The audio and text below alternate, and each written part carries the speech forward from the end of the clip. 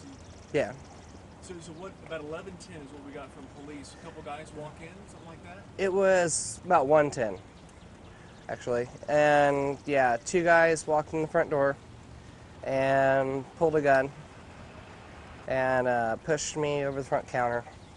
And then once one of the other employees came out from the back area, they turned on both of them and threw one on the table in the back, like up on the table. Then the other one, they like had him and put him up on the front counter at one point, and then threw him on the ground and put him in like the corner of the counter.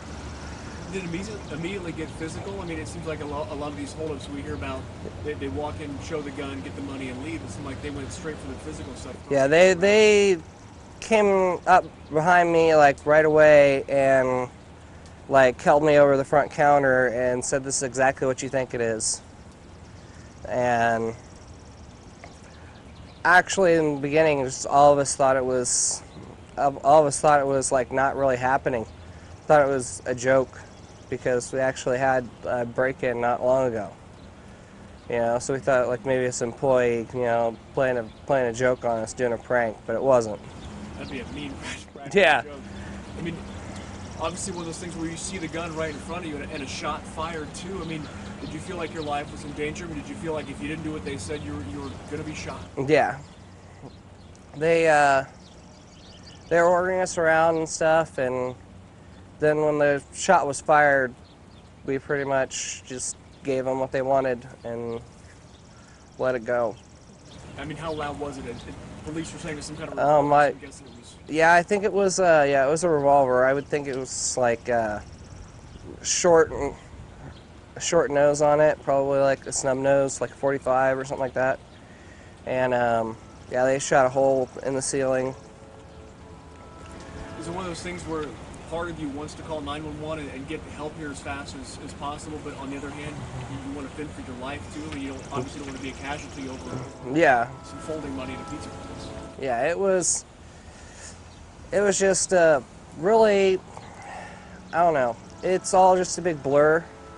Everything happened so fast, but like I said in the beginning, we all didn't think it was real, and then it just was all too real in the end.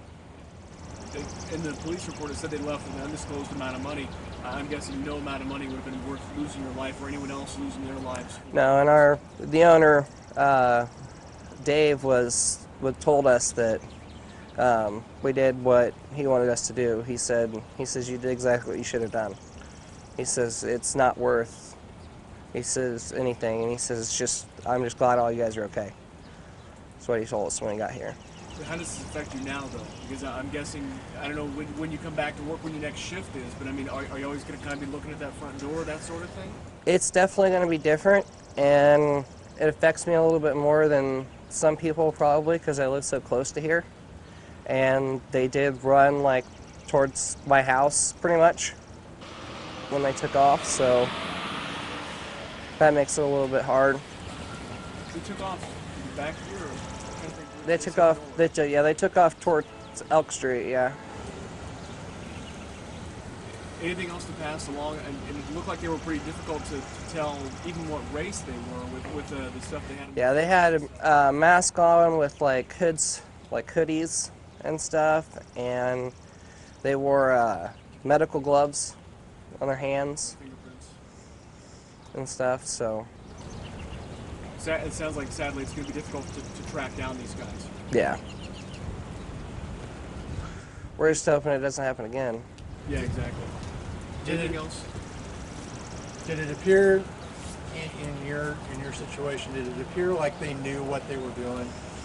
I think it did because they at one point like searched my pockets and took my phone out, looked at my phone, and put my phone back. Like, checking if you call 911 or something, and if they weren't very smart, they would probably take my phone, and then they could track it, yeah. But they didn't. They put it back in my pocket. So, it's things like that that made me think they were pretty smart. just the types of gloves and stuff they were using too. So Does it worry you that this could happen again? definitely. I mean, we don't know if they had a car around the corner or anything like that. We don't know how far they got. I mean, they could be anybody around this neighborhood.